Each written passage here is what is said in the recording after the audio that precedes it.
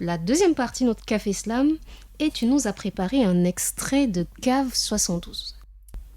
Une nuit sans les lumières de l'enseigne de Cave 72, sans la playlist de DJ Calcio, alias Bal et les Kamutoa Lekate, sans Maman National et ses drôles d'anges, sans les prestations de slam de Didi, sans les performances de lecture de Verdas et Ferdinand, avaient été jugées insupportables.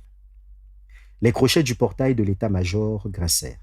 Un peloton d'une vingtaine d'hommes et femmes armés d'AK-47 tenait en joue la foule qui contint soudain son hystérie.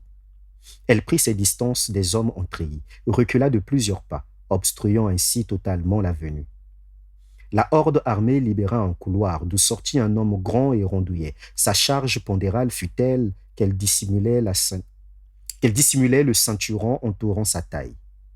Il tenait dans sa main droite un mégaphone. « Tu arrives à nouer seul tes lacets ?» lança une voix de bambin dans la foule.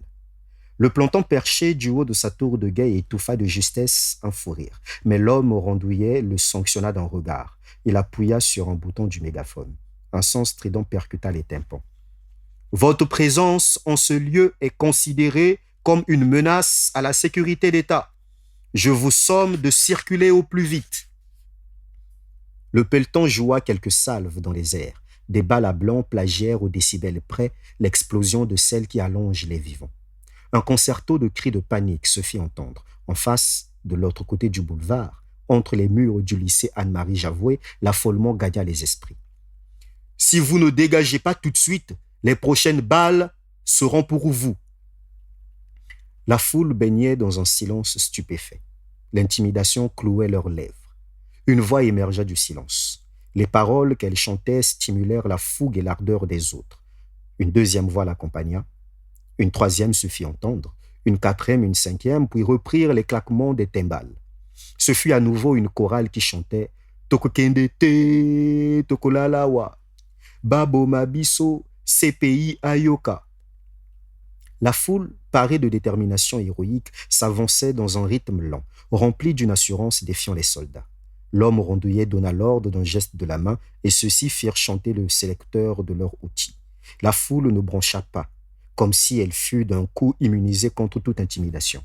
À mesure qu'elle se rapprochait du portail, le peloton reculait. « N'avancez pas !» intima le planton posté dans la tour de guet. Le noyau d'une mangue vola vers lui, sonna son casque comme une matine. L'impact bascula sa tête en arrière, son corps entier tituba. Son doigt pressa la gâchette. Quand il eut repris ses esprits, la foule entourait une jeune fille et un homme d'âge mûr qui pissait du sang. Cave 72. J'aurais bien voulu connaître la suite, mais on va donc inviter les auditeurs à chercher le livre. Exactement.